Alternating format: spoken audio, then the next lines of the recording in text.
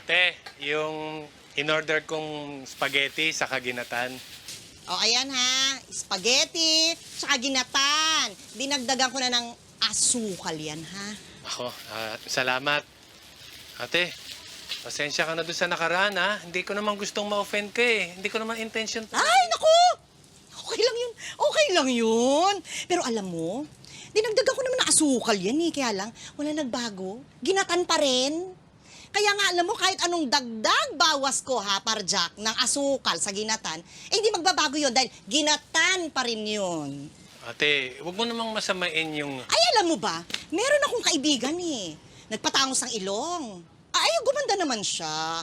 Kaya lang, ganun pa rin ang ugali. Mahadera pa din. Kaya nga ako, hindi ko nagugustuhin masyado maging maganda. Kesa naman pangit ang ugali ko. Eh, yung inaasta nyo ho, maganda ho ba? Eh, bakit? Ha?